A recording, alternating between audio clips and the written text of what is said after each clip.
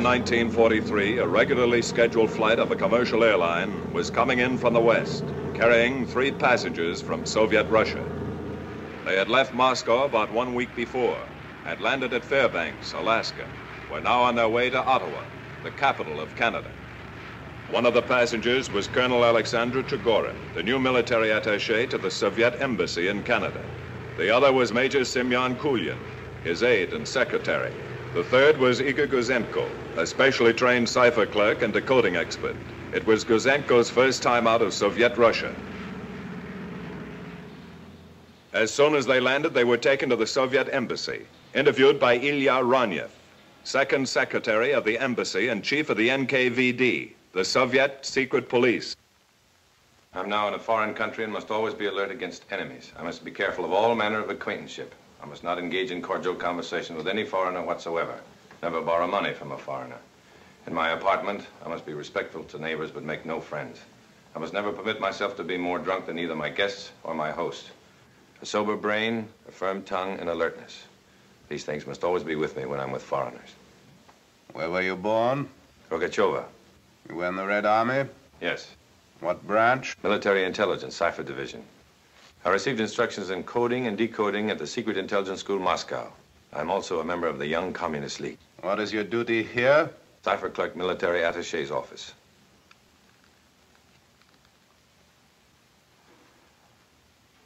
What do you know about this idiot? He was assigned to me by Headquarters Military Intelligence. Before you left Moscow, you were given certain answers to the questions I just asked you. Why didn't you use them? I'm sorry, Comrade Ranyev. I thought with you... You will give those answers to everyone, no matter who. You will think, eat, sleep, breathe those answers until you know no others. Where were you born? In the town of Gorky, Studiony Street. What school? Economics Technical Institute. What's your duty? I'm employed by the military attaché as translator and secretary. Have you ever been a soldier? No, never. That's better. I give only one warning. As a cipher clerk, you're a fountain of information. No one, not even members of the embassy staff, must know who you are and what your work is. No one will know. One more thing. It will be wise never to forget that even on foreign soil, you're a Soviet citizen and soldier. I could never forget that, Comrade Ranyev. We'll see. Bushkin will take you to the cipher section. That's all.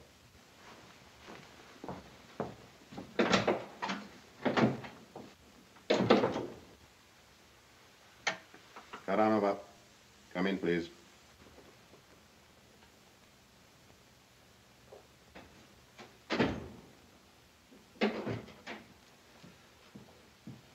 My secretary, Nina Karanova, Colonel Trigorin, Major Kulin. An unexpected pleasure. Will you have dinner with me tonight? Karanova.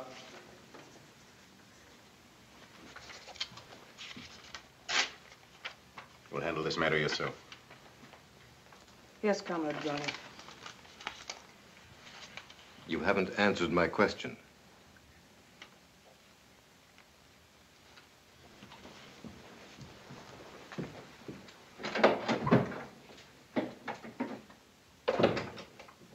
Cold fish, isn't she?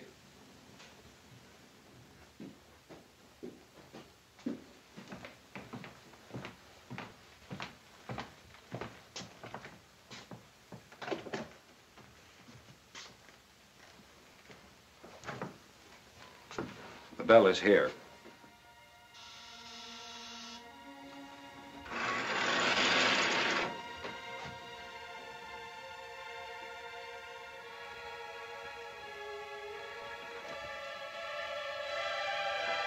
Comrade Lieutenant Vinnikov, this is Lieutenant Igor Gouzenko, the new military attaché cipher clerk. He's yours from now on. I hope you like music.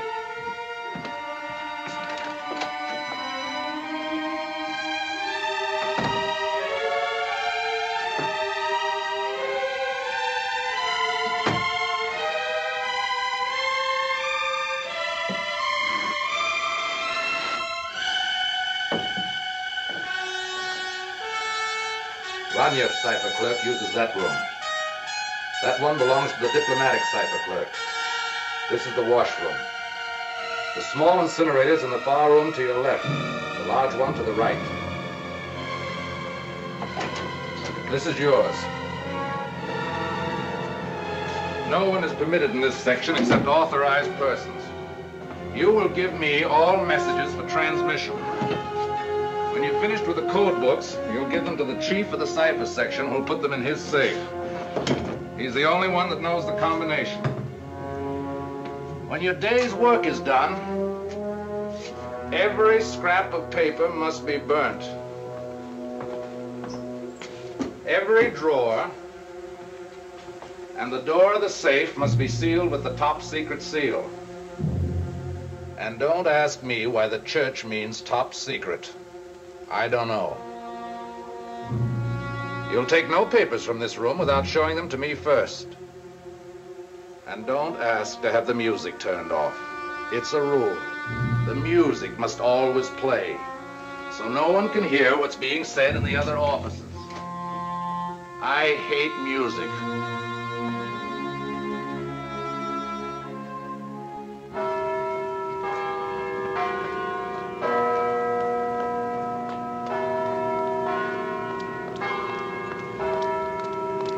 Koranova, Ranyev's secretary, was extremely friendly to Gouzenko. She had introduced herself to him, offered to help find him an apartment. His first night in Ottawa, they met in front of the Chateau Laurier.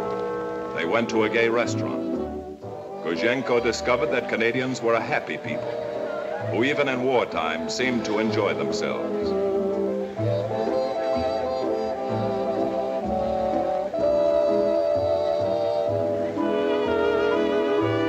They danced until closing time, and then they went to her apartment. This is your apartment? Mm-hmm. You live here all alone? Alone? This is good enough for a commissar. I spend every penny I earn on this apartment. You think you could find me one like it? We'll try. I'll ask the manager in the morning. Pour yourself a drink. I'll be right back. Living must be cheap over here. It was cheaper in Tokyo. Did you live there? In the Soviet embassy. Berlin, too. Were you a secretary in Berlin? And in Tokyo. I was trained for the diplomatic service. Perhaps we went to the same schools. I went to the Economic Technical Institute. Any others? Did you have a drink? I'll have another. And you? No. No more tonight. Well, you may sit next to me.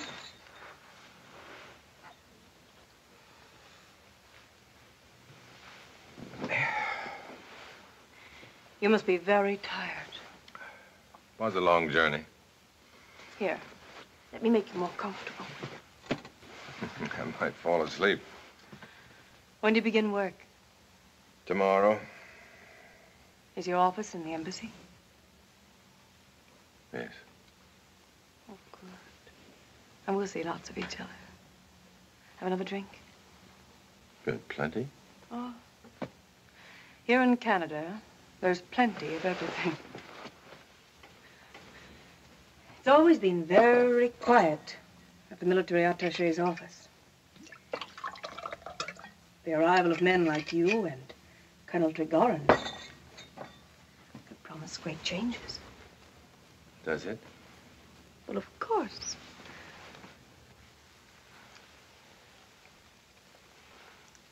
Ah, it's wonderful. Makes the stomach dance. I'm getting sleepy. Well, then rest. Because tomorrow you'll have to work very hard. There'll be messages. Many secret messages. Isn't that true? I'm a very important person with all kinds of important secrets. Listen, I'll tell you one. My wife is very beautiful. More beautiful than I? Hers is a quiet kind of beauty, soft and warm. And mine? Your beauty is a thing carved out of granite, with no body or soul. You're being unfriendly now. Why? You're not very clever. You've been away from Russia too long. Experience has provided new techniques. You should learn them. For one thing, never ask direct questions. And for another, you should never bring a Russian to a place like this for questioning. This might dull the wits of these Canadians, but to a Russian, it means only one thing. It would be better not to make an enemy of me, Comrade Gouzenko. I don't want to make an enemy out of you any more than I want you to make a fool out of me. I drink vodka like a true Russian. I love my wife, and I thank you for everything. And, of course, you will tell the truth about me, because if you don't, I'll have to tell how easy it was to see through you. Good night.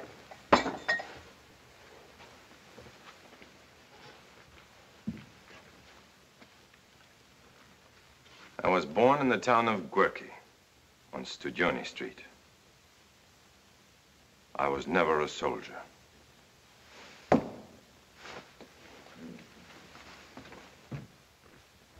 Within a few days, Gouzenko settled down to the job for which he had been so well trained. The very first message he decoded ordered Trigorin and Ranyev to meet someone codenamed Paul. Paul's registration card was in the secret file. Surname, John Grubb, Canadian citizen. Codename, Paul. Detailed material on his biography is available in the center in the Comintern. Kittian, gentlemen.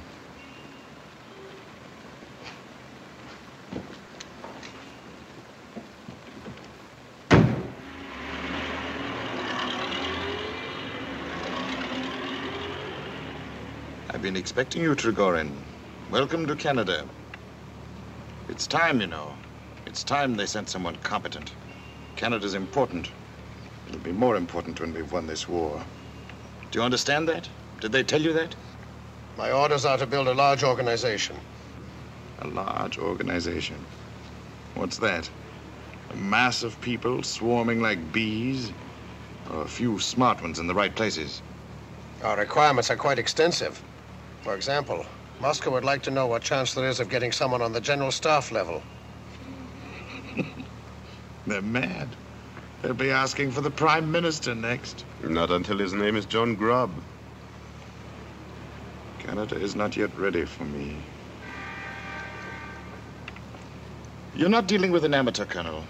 I founded the party in Canada in 1920. I'm a graduate of the Lenin School. For your information, I take my orders directly from Moscow, not from the embassy. I sometimes need to remind Ranyev of that. No, you need people in the right places. In the Army, the Air Forces, the Navy, the National Research Council, the Department of External Affairs. This is a general list of required information.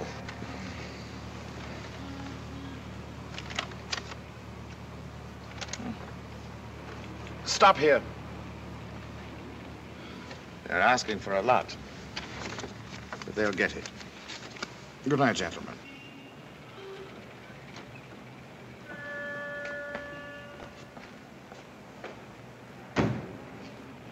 House of Commons, members' entrance.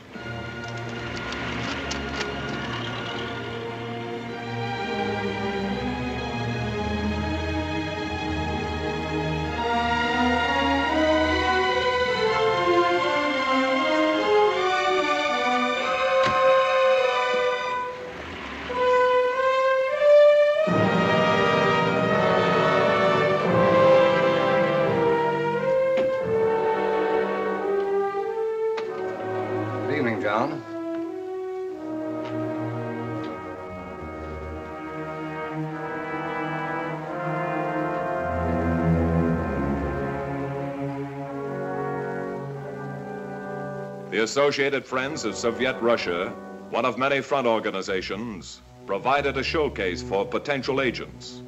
Here, John Grubb could spot those ready for what was called further development. Among them was one Captain Donald Class, a member of the Royal Canadian Air Force, stationed in Ottawa. Now, I have no desire other than to see the war quickly concluded with an Allied victory. And the sooner we open a second front, the sooner we will have peace.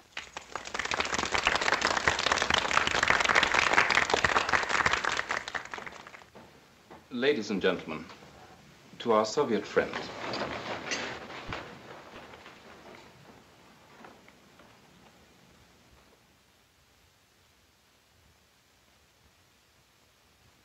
In addition to the front organizations, there were small private gatherings known as study groups. Here, communist philosophy and techniques were studied, and the writings of Marx, Engels, and Lenin were read and discussed. John Grubb knew that Donald Class belonged to such a group. He passed Class on to Leonard Leitz. Now it was Leitz's job to see if Class had been mentally developed to the point where he could be of practical service to the Soviet Union.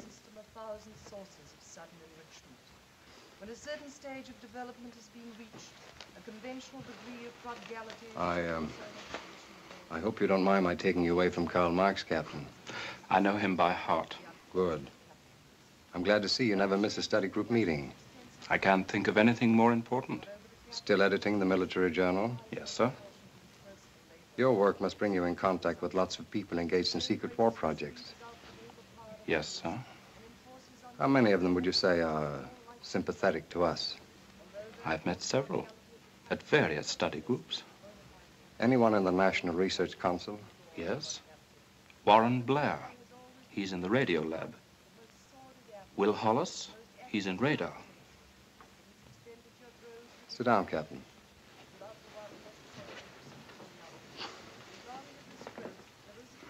Captain Class, all kinds of people come to these Marxist study groups. They fall into two categories.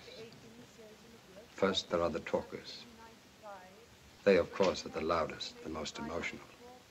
To some, Marxism is kind of a game they play to rid them of their frustrations. To others, it's a kind of a fashionable cult. We know them for what they are. Essentially unreliable, basically cowards. Then there are the doers. They never have too much to say. One can feel in them the fanaticism of the true believer. They understand the deadly earnestness of the class struggle and are ready to make every sacrifice for it.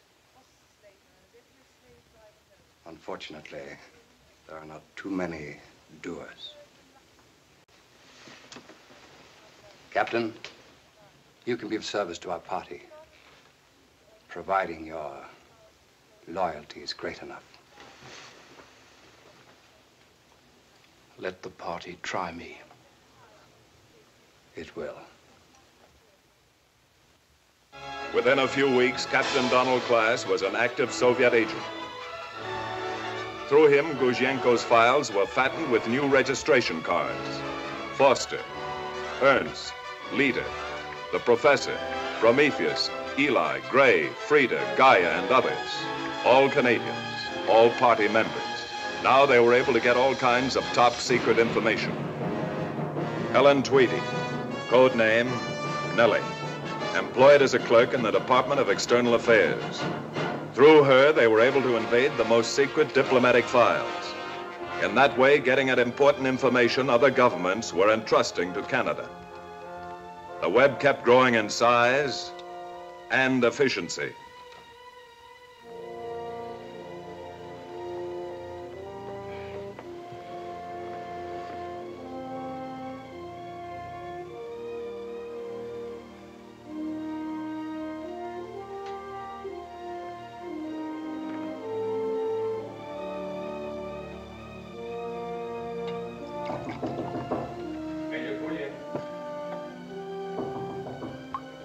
Come in. Come in, Gouzenko. Have a drink. I'm sorry, I haven't got time right now. I've got some news for you. News. The world is full of news these days. Well, this is something I think... Don't get excited about it. That's what's important. And don't believe everything you hear. Well, this just came from Moscow. Ah, then you must believe it. Every word of it. If you don't, Ronyev will get after you. I don't like Ronyev. Watch out for him, my boy. These pencil pushers always make trouble for us soldiers. He doesn't frighten me. Not when I'm drunk. Listen, Comrade Major. Our wives are arriving day after tomorrow. Oh, no. What time? 11:30. If we're lucky, the train will be late. Very late.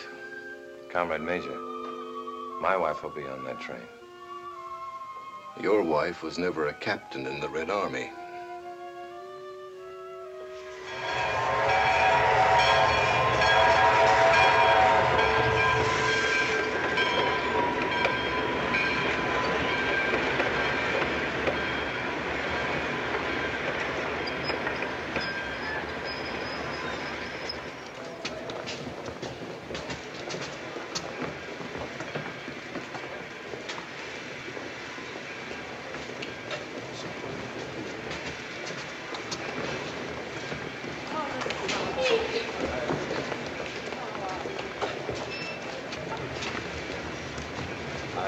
Hope you had a pleasant journey.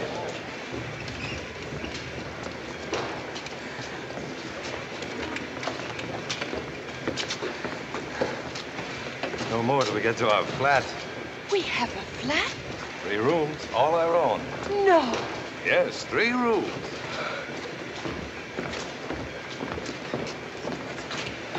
Dr. Norman? Yes. I'm Leonard Leeds, MP from Montreal. How do you do? My old friend, Dr. Fred Vincent, wrote me you were coming here to work with our National Research Council. I took it upon myself to welcome you to Canada. That's very kind of you. And then after San Francisco, we passed through Chicago and New York. The building was eager. I was made dizzy by the sight of it.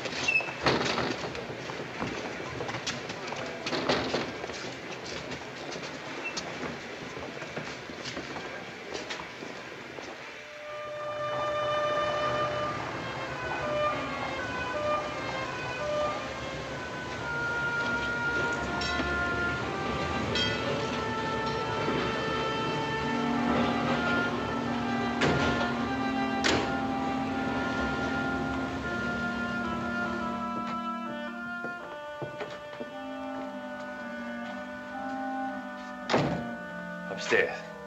Upstairs.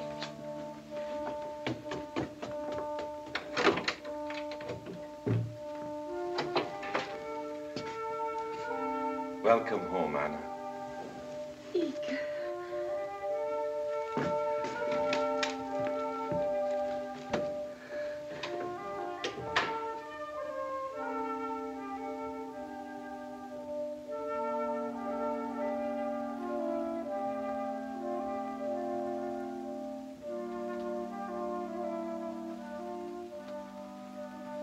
His bedroom. There.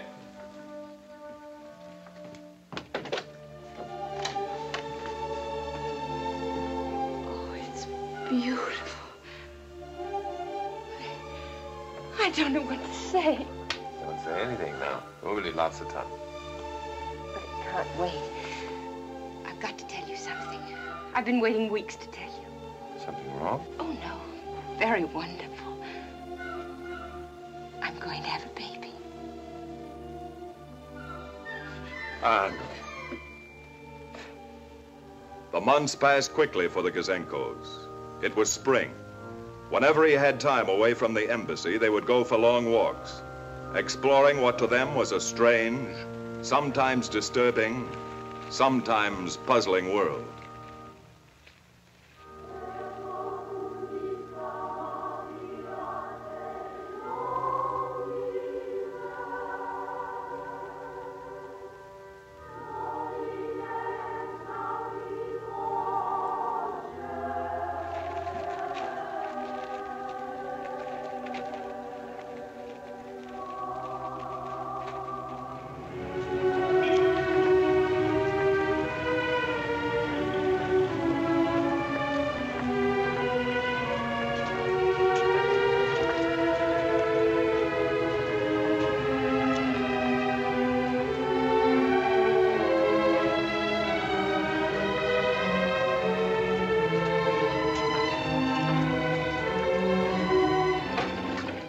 fact is, these people are politically uneducated. They have no leadership to help them think. Either they don't think at all, or they think as they please. It isn't any wonder they get confused. But you haven't yet told me one thing. Ask me anything. Do you want a boy or a girl? Here I'm being absolutely brilliant on what's wrong with democracy. No, I'm not very interested tonight. Answer my question. Naturally. Everybody wants a boy first. Boys have a better future. They grow up to be men.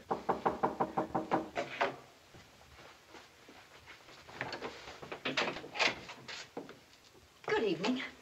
Oh. No, please don't get up. I just stopped by for a moment to ask you to try a piece of this apple pie. Oh, I had such luck with it. It turned out simply delicious. Oh, that's very kind of you. Oh, not at all. It was too much for Albert and me, anyhow. I've seen you often enough before, but we've never met. Oh, I'm sorry. Igor, this is Mrs. Foster, our neighbor. How'd you do? You feeling all right? Very well, thank you. Oh, good. Now, don't forget to call me if you need anything. Good night. Good night. Good night. Good night.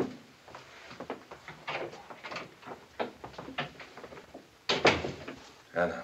I can't help it if she wants to be friendly. I'm here all day alone. Anna, you've been told time and time again. We must not fraternize with Canadians. But this is so complete. We won't talk about it anymore. We'll do as we're told. You'll keep that woman out of this house from now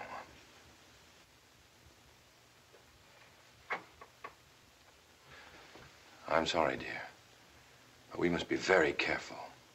You know that. I'm old at being careful.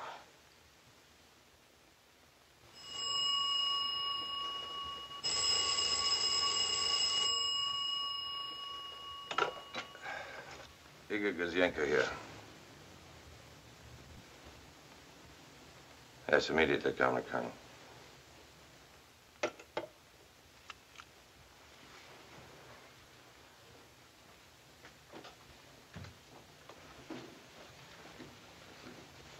That was Trigorin. He wants me down at the embassy right away. Something urgent has come up, he said. Couldn't it wait until morning? Of course. But it's like the army. You hurry here so you can wait longer there. It's snowing out. Put a scarf around your neck. I'll get a taxi. If I can. Worries me, Anna. Leaving you here all alone. I'll be all right. Are you sure of that? Of course. The doctor said it would be at least a week more. Doctors are sometimes wrong. Stop worrying, Igor. I feel very well. Get your work done and hurry home. I'll keep the bed warm for you. I'll hurry.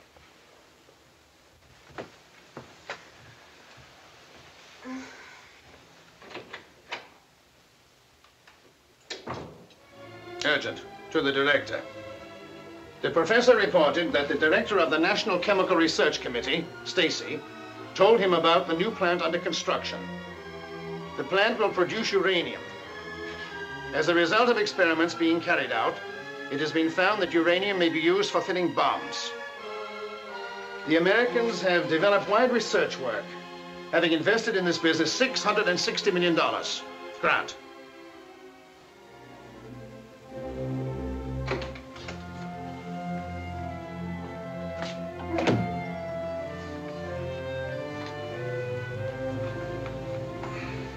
Goes to Moscow right away. It's urgent. Everything's always urgent. Especially getting back to bed.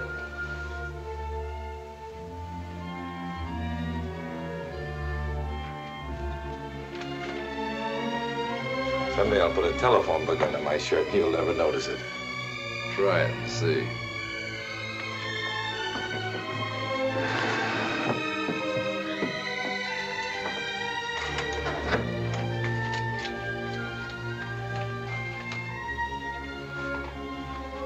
Oh, wait a minute. There's a message for you. It came about an hour ago, but I had orders not to disturb you. You Your wife's at St. Vincent Hospital. She's given birth to a 7-pound, 6-ounce boy. Both are doing well. A boy!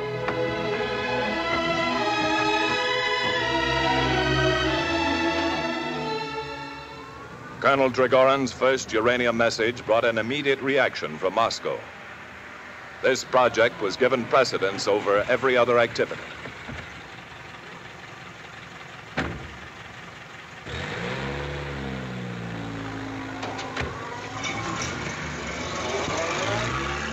You know a scientist codenamed Alec? Alec? Yes. We met him when he arrived from England some months ago. He's considered a very brilliant scientist. Good. This just arrived from Moscow. Read it. Alec is a very valuable source, and therefore conduct this operation with as great caution as possible. He is a corporate. I consider it best to establish contact through Paul, director.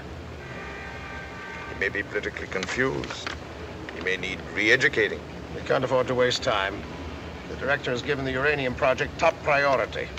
I'll take care of it myself. What's his code greeting? Best regards from Michael.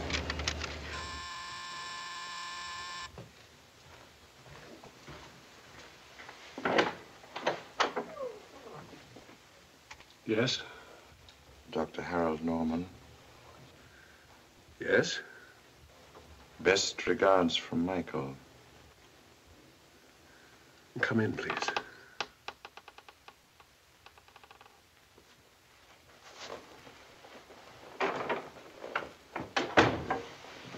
Who are you? I am Paul.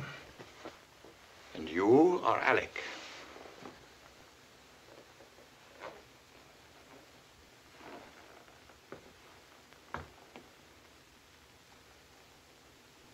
You have comfortable quarters here.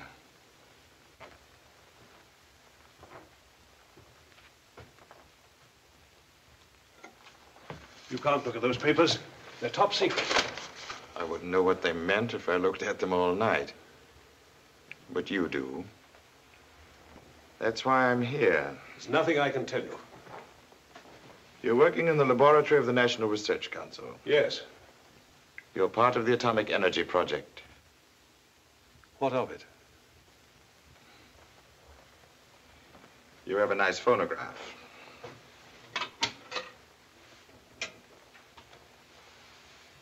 And Shostakovich.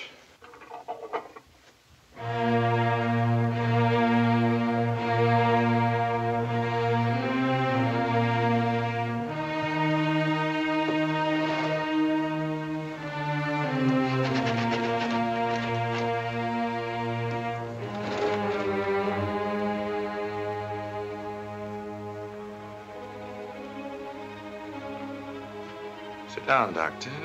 Sit down. Let's be comfortable while we listen.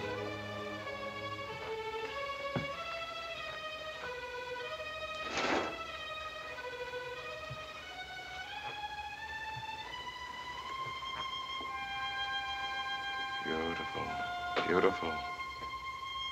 The first flowering of a true proletarian culture. Or have you gone over to the capitalist enemy? We're allies now. Russia, England, the United States. It's a people's war against the fascists. Don't be blinded by this alliance. The interests of capitalism and communism can never be the same. As a friend of the worker, as a scientist who has dedicated his life to mankind, you know that. You didn't come here to tell me that. What do you want? Detailed notes on everything having to do with the atomic project. Samples of uranium. Impossible. We're too closely watched. This is the most secret project in history.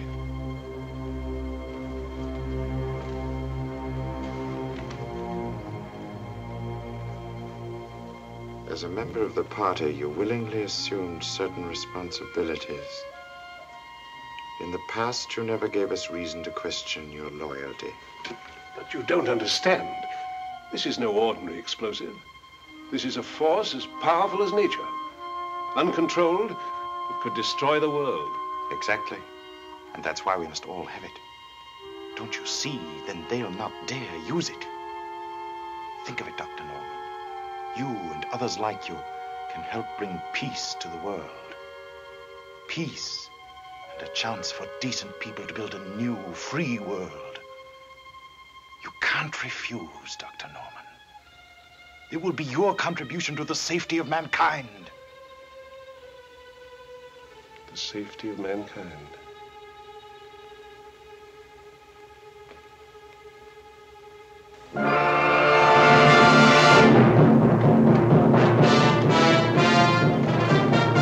Isotope.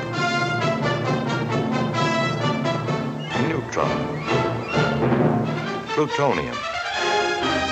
Chain reaction. Fission. These were new words to Gouzenko. Words belonging to an atomic age being born in the laboratories of Canada and the United States. Dr. Norman worked at all of them. Oak Ridge in Tennessee, Hanford in Washington, Chalk River in Petawawa in Canada. The new words were in his report to the Soviet military attaché. Shortly after Germany collapsed, Dr. Norman provided Colonel Trigorin with 10 pages of detailed information on the production processes of the atomic bomb. As a sample, he also handed over a platinum with 162 micrograms of uranium-233.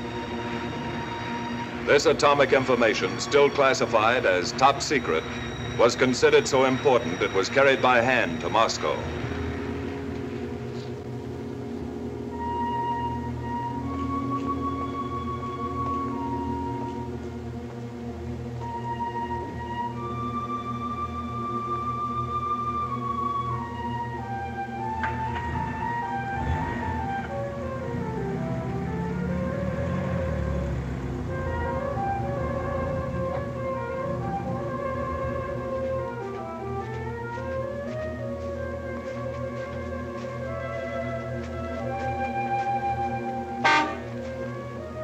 Jump in, Doctor.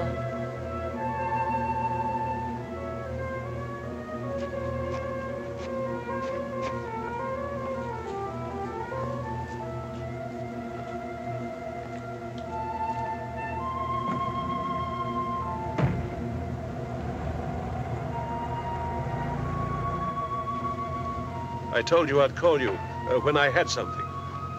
I have something for you. What?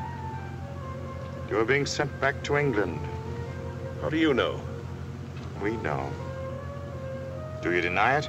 No. I just heard it myself. I was going to tell you. In a few days, you will receive further instructions about contacting one of our men in London. You will give him any additional information you have, and all the new information you will get. I've done about all I can. This whole business is extremely painful to me. You're becoming a sentimentalist, Dr. Norman. You will receive further instructions within the next few days.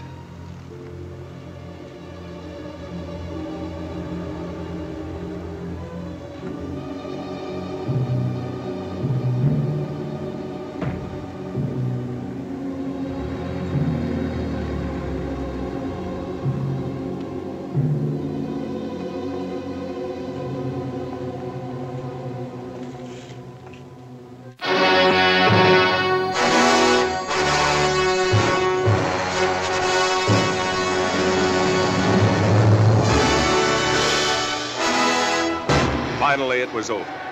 The tired world sang and danced and laughed. Perhaps at last there would be peace in our time.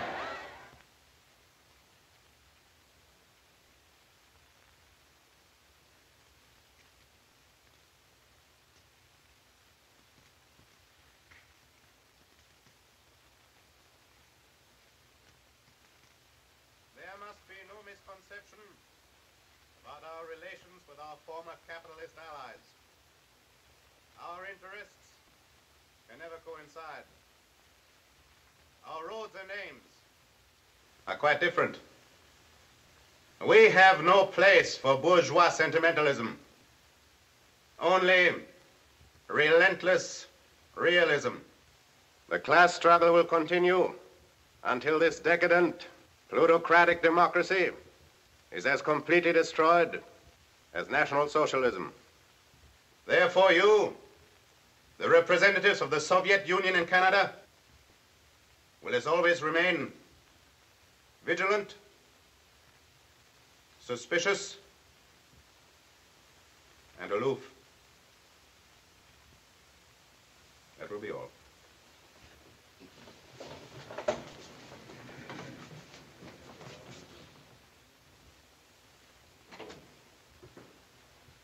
Hello. Did you have a nice time? Oh, yes, thank you. Was Andre all right? Not a peep out of him. That's a wonderful boy you have there, Mr. Gouzenko, a real little gentleman. Thank you. Is there something wrong, Mr. Gouzenko? Oh, no. That is, my husband isn't feeling very well. Oh. Well, if it's his stomach, I've got the most... Oh, no, thank you. He'll be all right if I get into bed right away. In that case, I'll run along this very minute. You were very kind to sit up with Andre. Oh, not at all. I might just as well sit here as in my own apartment. Are you sure that I can't do anything? If it's a headache... Thank you. Nothing. Good night. Oh, very well. I hope you feel better. Good night.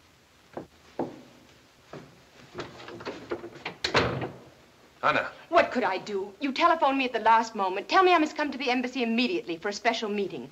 I can't leave Andre alone. Somebody must look after him. Be grateful you have kind neighbors.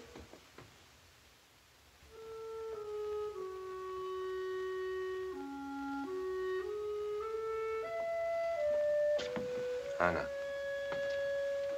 you must understand, I'm not the one who... Look at him. He sleeps so peacefully. Yeah. I'm sorry if I shouted at you, but... Poor little fellow. It would be a pity to have him grow up thinking the world is his enemy. By then, everything will be better. Are you sure, Igor? Are you sure? Anna. I listened to Ramiev tonight. And suddenly I was sick inside myself. These people are not our enemies. They are our friends. It is we who are acting like enemies. Anna, you must not say these things to me. I can't help it. I'm afraid. For him. For you. For me. Before I came here, I believed everything. Now I can't even understand. We're simple people, Anna. We can't understand everything. We must have faith in our leaders. We must understand, Igor. We must. For his sake. If I've learned anything here, Igor, I've learned that no human being should ever be forced to live in fear. Igor. No more, Anna. You must not talk like that anymore. I won't listen to you.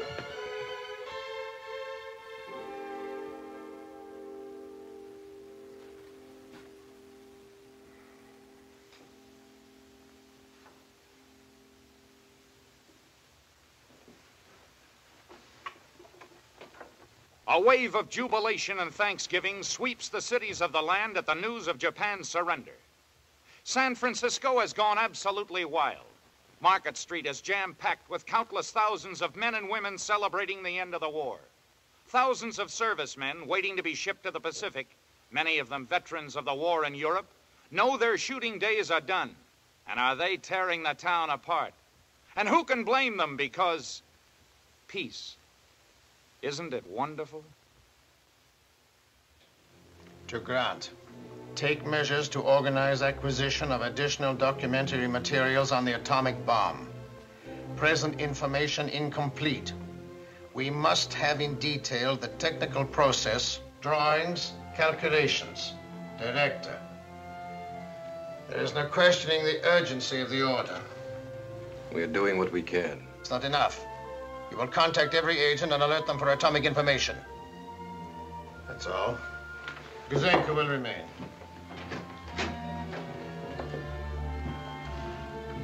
Oh, Gouzenko, telegram to the director. We We have alerted every agent to that fantastic mushroom over Hiroshima. I saw the newsreel pictures. I can't get them out of my mind. A beautiful poisonous mushroom. What a weapon. I wish I knew more about it. One little bomb that makes a desert on which nothing can live. What more need you know? Sometimes I think you're a great fool, Kulin. Gouzenko, you think I'm a great fool? Don't look at him, look at me. Consider me carefully. I've got blood on both hands and I sleep with dead faces on my eyeballs. You have my permission to shut up, Kulin. Gouzenko, I told you. Look at me. See if you can look into my mind. We're defending Kharkov. It's snowing. There's blood to wade through. I ask for volunteers for a dangerous patrol. No one volunteers. I shoot 10 good Russians between the eyes. Shoot them dead. The 11th volunteers. I have no more trouble and I have all the volunteers I can use. Cut As a man, I'm called a sadist. But what of governments that pile dead on dead and justify murder as a means to an end? What name do you call them? You simple Russian soul, you answer me. You're making it very difficult for me, my friend. Don't force me to send you back to Russia. You, Gouzenko. Did you hear that? The threat of threats to be sent back to Russia. Why should it have such an ominous sound like the ring of mourning bells or the executioner's volley? Why? Why? You figure it out. Why? Why?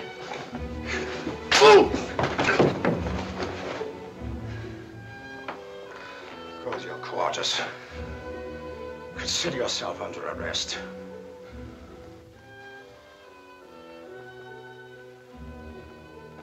Yes. It's about time. I can't stomach it anymore. An efficient firing squad will solve all my problems.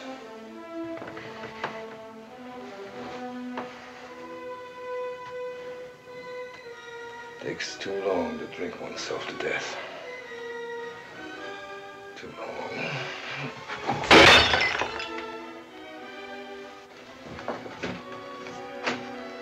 Gouzenko? You have a good record, Gouzenko. It will remain that way unless you repeat a single word of what happened here.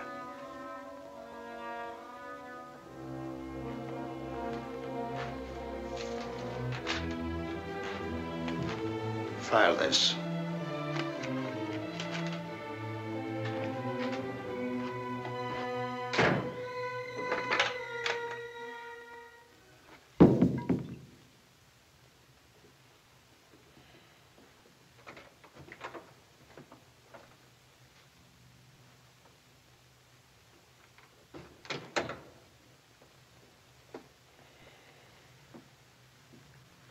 I've got to talk to your comrade, Major. Go away. Why do you say you can't stomach it anymore? What is it makes you willing to face a firing squad? I'm drunk. I never know what I say when I'm drunk. Comrade Kulin, you're the son of one of the great heroes of the revolution. Your father was close to Lenin. You're turning away from everything he stands for. Why? My father was once a great revolutionary Marxist. Today, he pays for a living by saying what he's told to say. Kulin, you know more than I. Do you think there's going to be another war? War is part of the process leading toward the general upheaval throughout the world that will result in the establishment of world communism. There mustn't be another war. Never again. Listen, Kulin, there must be another way. Tell me the truth.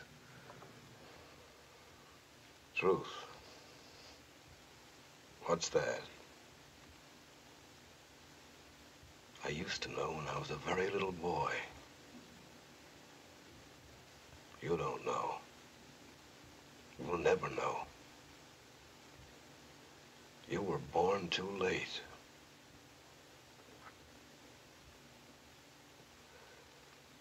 It's enough to make even the saddest cry. Listen to me. I've got a son, and I want to do what's right. Go away, you simple Russian. They'll send you back, too, if they catch you talking to me.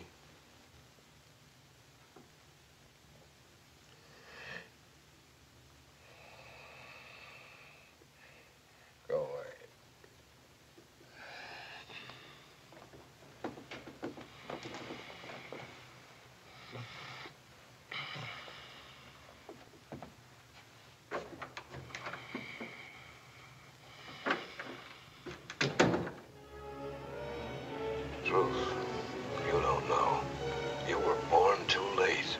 I've learned that no human being should ever be forced to live in fear.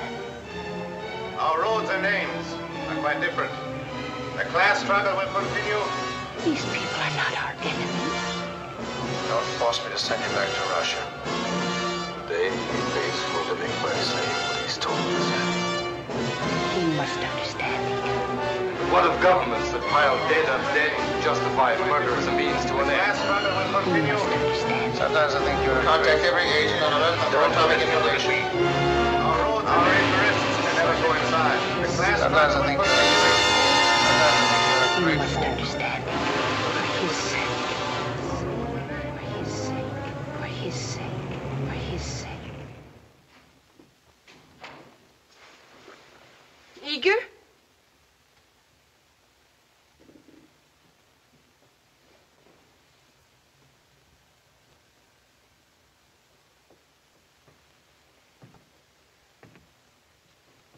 What's wrong? Everything.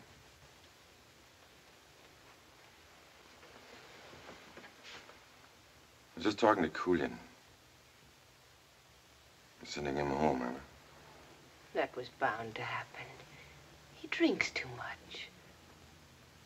Drinks to forget. Forget what? Himself. His father. Once Kulin had great respect for his father. Now he has only contempt. He's sick. Sick with disappointment. That's a terrible thing for a father to do to his son. I mustn't do that to Andrei.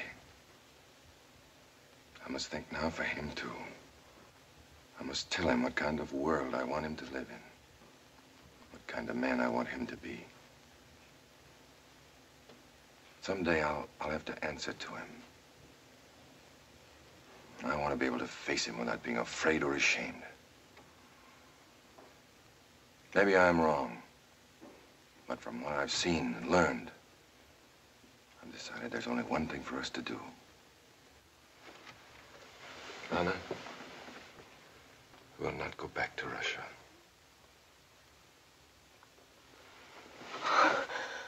Oh. In the weeks that followed, Gouzenko formulated a plan. He selected certain key documents from his secret files, very carefully marked each one.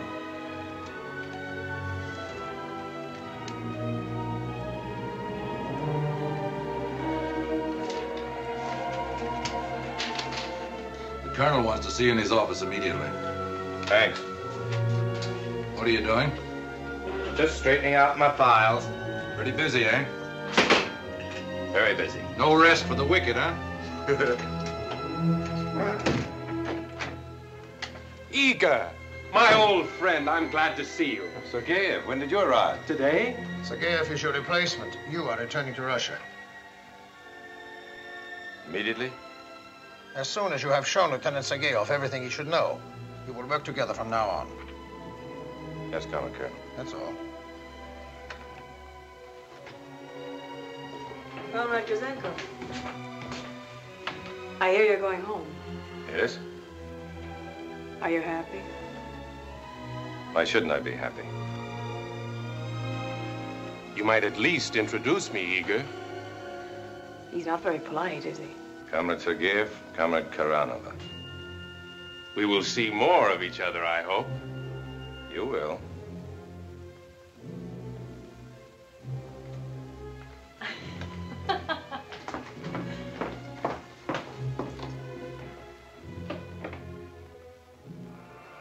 Gouzenko realized that from now on, his replacement, Sergeyev, would be continually at his side. To complete his plan, he needed to take immediate action. That same night, he returned to the embassy.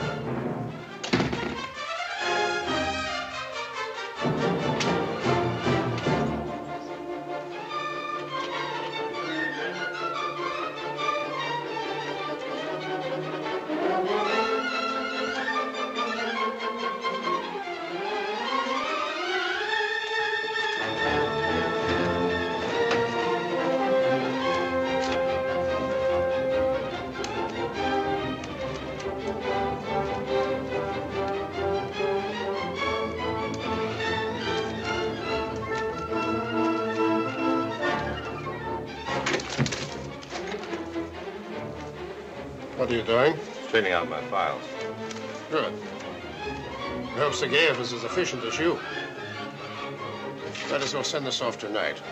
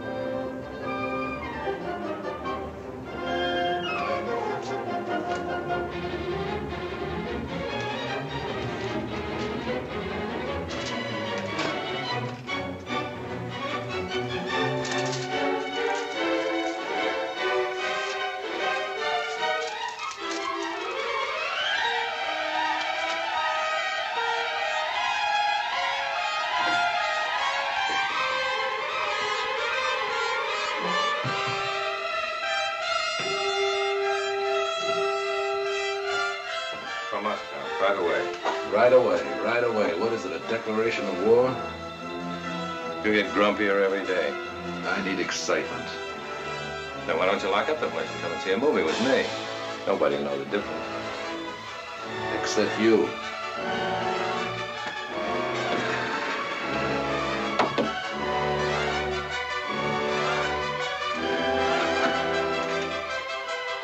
Go along now before I report you for trying to make me neglect my duty.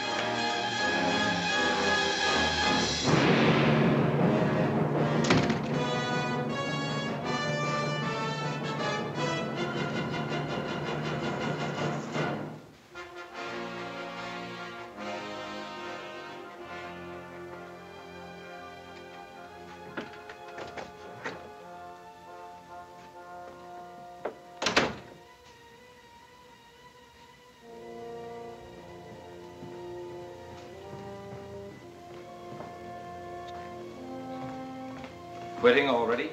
Yeah. Come here.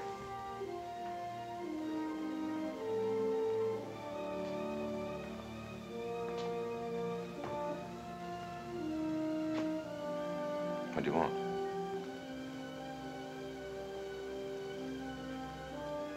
If I was going home, I'd take a pocket full of watches with me. I'd be a colonel in no time, I'll bet you. It's a good idea. Good night.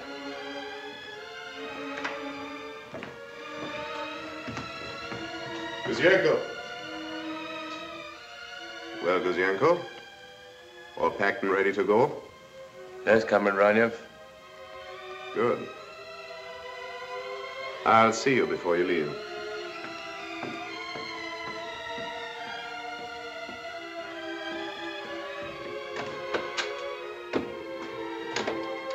Gouzenko went directly to the Justice Building.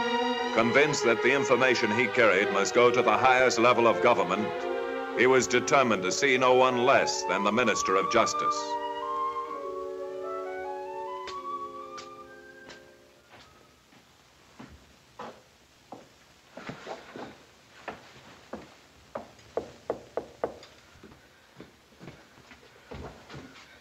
Who is it? Igor.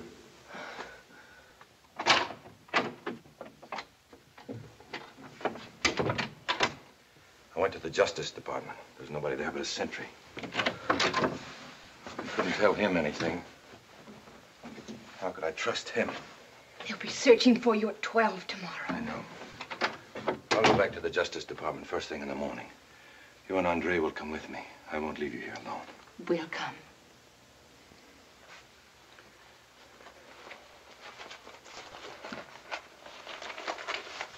What are those? Diaries. Cables to and from Moscow. Agents' reports on the atomic bomb. High explosives, radar, false passports. Even notes on a secret meeting between Roosevelt and Churchill in Canada. 100 documents. The whole story in the agent's own handwriting. What they've been doing in Canada. They'll surely kill you when they find out.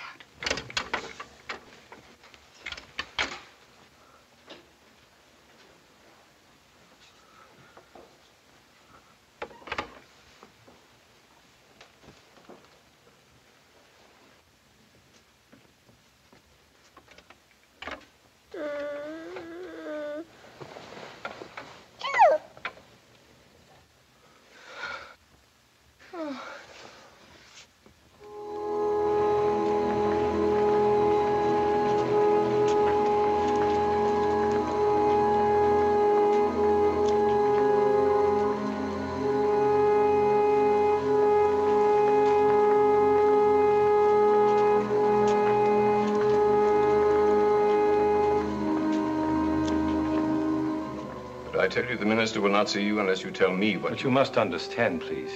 I cannot tell my business to anyone but the minister himself. Why not? It's a matter of great secrecy. It involves the Canadian and Russian governments. The minister's in his other office, at the Parliament buildings. Perhaps if you go there. Thank you. We will go there.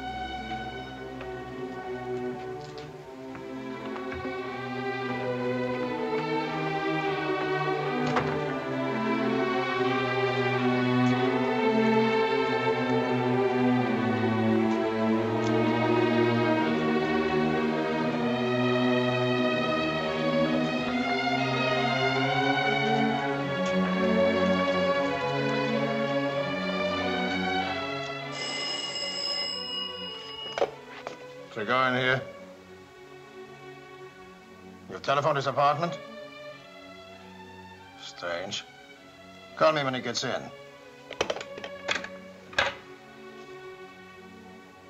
Hello, Ranyev? Gouzenko is late for work. And it's after 2. Please, we've been waiting for 2 hours. Time is important.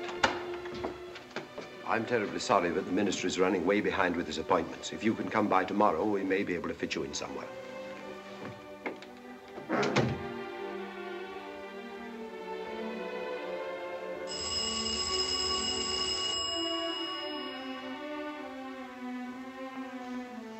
No answer. I'm afraid there are documents missing from the files. What kind? We are checking now.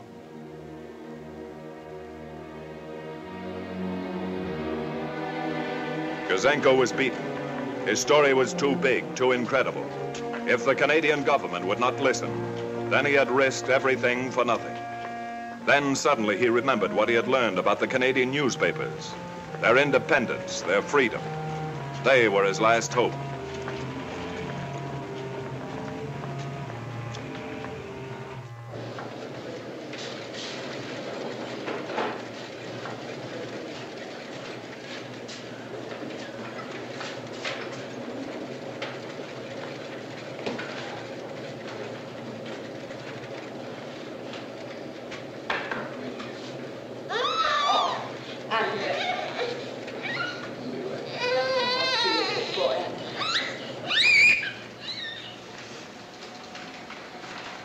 Excuse me, please. Could you tell me where to find the editor? He's out. It's very important. Try the city desk. In the corner.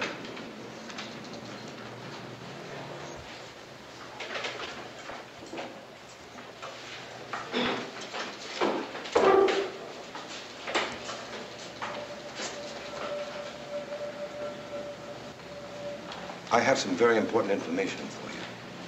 Sit down. No, thank you. I'm from the Russian embassy. I have some papers here that will prove it. Well, go ahead. I can listen to you at the same time. Some papers that will prove that Soviet Russia is operating a spy system in Canada. Go ahead.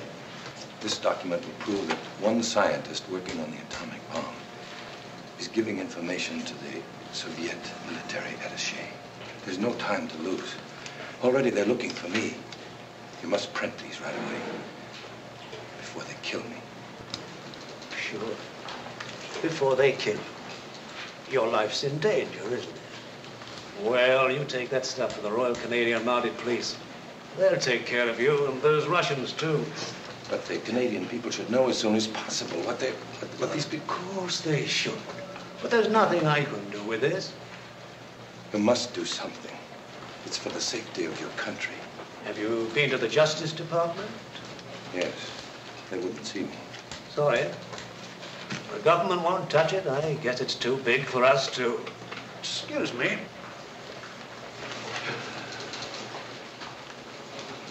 The unhappy man. Some crackpot.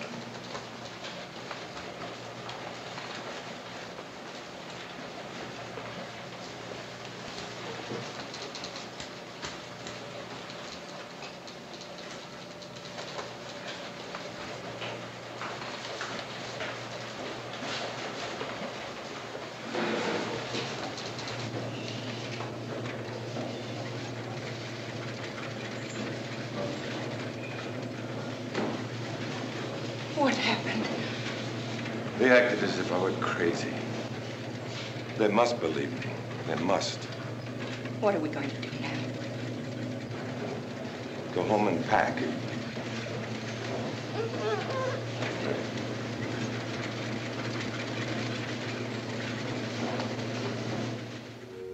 You worked with him every day and night. Couldn't you feel something was happening to him? Was there no hint of anything? The secret police takes care of feelings and hints. He may have gone directly to the police. If he has, we'll demand that he be turned over to the embassy immediately as a deserter. He will say he stole embassy funds. And we will be in the newspapers, we will be investigated, we will be arrested. Friends we have developed will be frightened away. Organizations that we have built will collapse. And the work of many years, my work, will be completely wasted. We have checked every hotel. We're watching the railroad station, bus stations, the airport, the main highways. There's no possible way for Gouzenko and his family to leave Ottawa without being seen. What about his apartment? He wouldn't dare go back there. Where else could he go? He can't walk the streets of Ottawa all day and all night with a wife and an infant. He would eventually go home, realizing you're too stupid to believe he'd dare go there. We'll go to his apartment.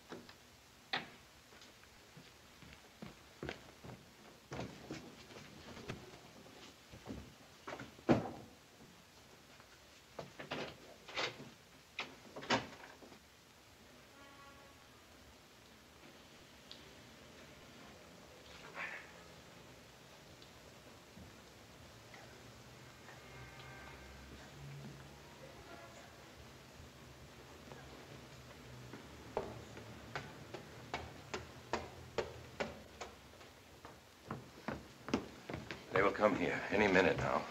You must take Andre someplace where you'll be safe. A hotel, some other city. You will come also. I must be here when they come. But they'll kill you. Anna, it's you and Andre I'm doing this for. Please don't make it worthless. You will pack now, Anna. Take this. I'll get you more. Go to the Royal Hotel. Wait for me there. If I'm not there within... Gouzenko.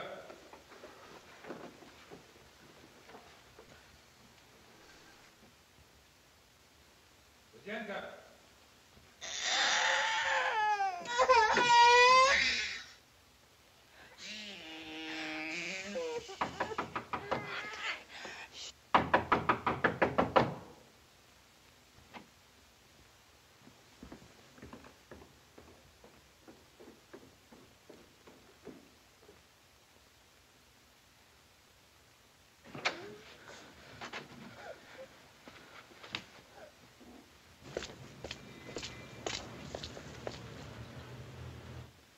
Vinyakov.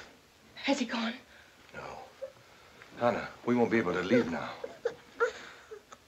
Come with me. Hurry.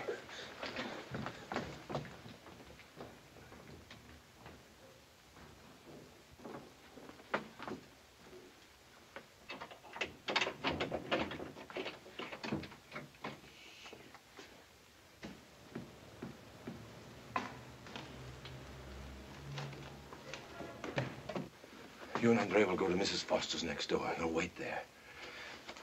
If anything should happen to me, turn these over to the police. Tell them the whole story. I won't go without you. Anna, please. There's no time. Come on.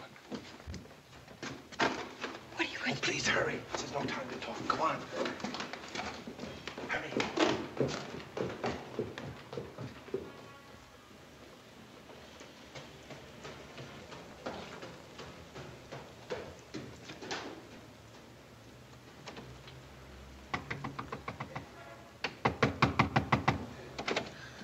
Hello there. Go in. Go in.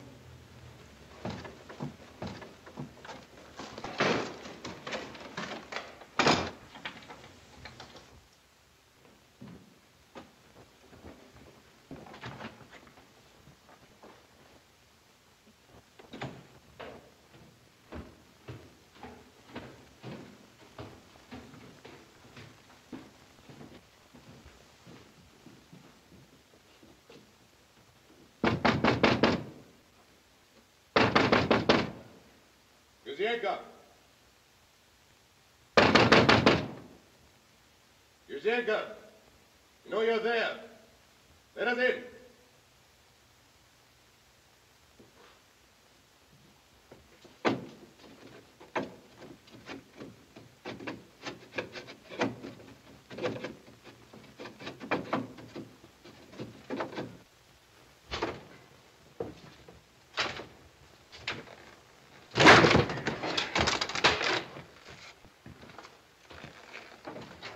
Good evening, Comrade Gouzenko. Sit down.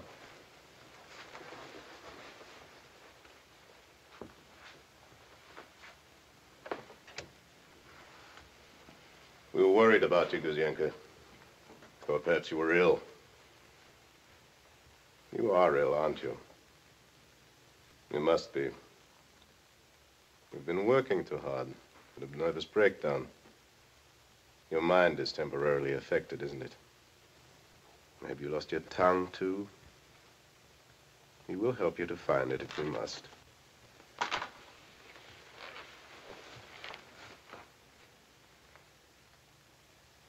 Your mind snapped, that's what happened. Didn't want to leave this lovely apartment. Its plenitude of food. This easy living. Couldn't face going back to Russia. And so your mind snapped, didn't it? Don't be stubborn, Gouzenko. You need only to return the few unimportant papers you took from the files while you were so upset. It'll be all forgotten. I haven't got the papers. Where are they? Comrade Colonel, you must be patient with a person who is sick. You see, Gouzenko, we don't want to harm you. We understand. Now, where are the documents? Are they here? Search. Stand up. Trigorin, must I remind you you're speaking to a sick man? Help Pushkin, please.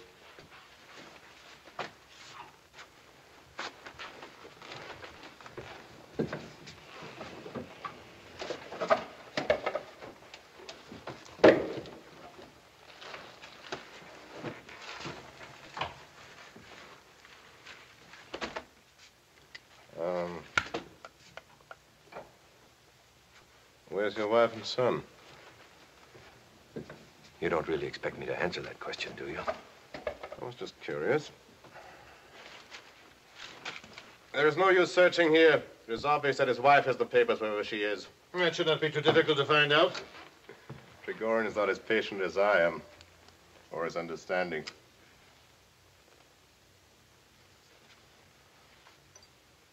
Perhaps it would be better if we all go to the embassy.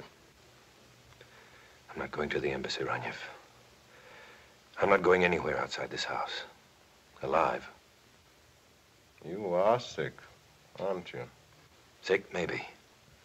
Sick like Major Kulin was sick.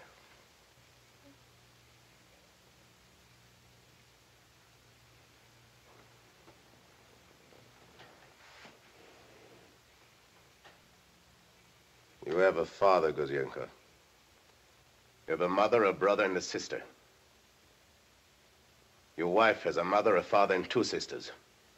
All living in Russia. They had nothing to do with this. Exactly. They have nothing to do with this. And yet, you didn't think of them, did you? You didn't think of what might happen to them. We heard them break in. We called the police. What's going on in here? Who are you? We are from the Soviet embassy. Gouzenko is one of our employees. He was recently ordered to return to Russia, but he decided to disobey orders and desert. Naturally, we couldn't permit that. We came here to reason with him. They came here to kill him. What have you got to say about this?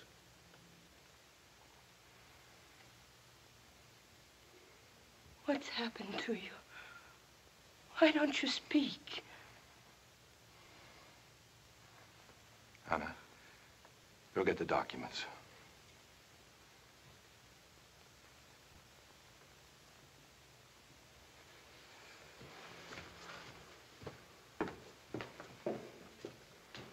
This is a most embarrassing situation, officer. As I've told you, this man is a Russian national who refused to return to his homeland. Actually, I think he's ill. In any event, this is strictly an embassy problem of no concern to... Anna, give them to the officer.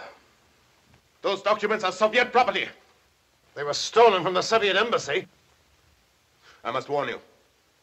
Unless you return those documents immediately, I shall be compelled to report you to your government.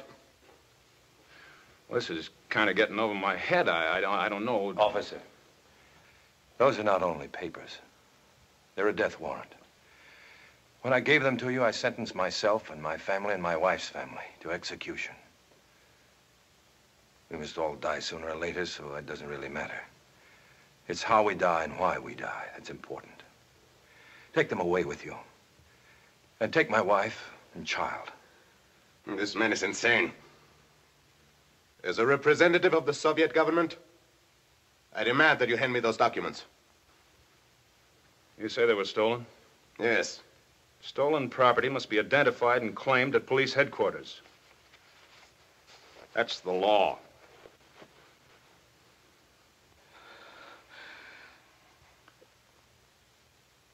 You will hear from my government. You will go now. You must not let them go. They'll come back. They'll never rest. Anna, please be quiet. We have nothing more to say. We'll put you under protective custody until the government looks into these things. Come along. Oh, Igor. They're going to listen to you. They're going to listen to you. If you run out, you admit guilt. That puts the whole party on the spot. You've got to fight this thing from the floor of Commons. Use every parliamentary trick you know. You've got to stir up the front organizations, the sympathetic newspapers and periodicals. Start them howling about forgeries, about witch hunts, about violations of democratic rights. That's fine. What if they send me to prison? You'll be a martyr. And by the time you get out, you'll be a hero. And will you be a hero along with me?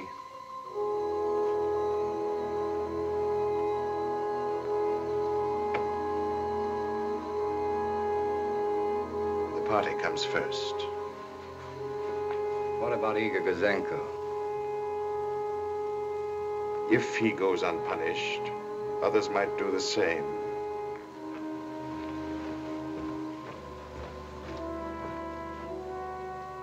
Don't be too unhappy, Leeds. We'll name a city after you when we take over.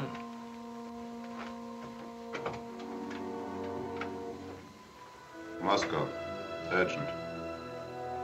The following members of the staff of the Soviet Embassy in Ottawa, Canada, will return without delay to Moscow. Comrade Nina Karanova. Comrade Lieutenant Pyotr Sergeyev. Comrade Colonel Alexander Trigorin. Comrade Ilya Graniev. Comrade Kulin will be pleased to see us.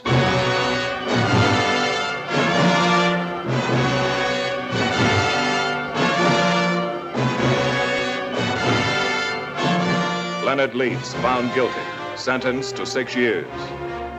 Helen Tweedy, pleaded guilty, sentenced to 3 years. Donald Class, found guilty, sentenced to 5 years. Dr. Harold Preston Norman, pleaded guilty, sentenced to 10 years. William W. Hollis, found guilty, sentenced to 4 years. Of the 18 arrested, 2 pleaded guilty, and 8 were convicted. Today, Igor Gouzenko and his family live somewhere in Canada.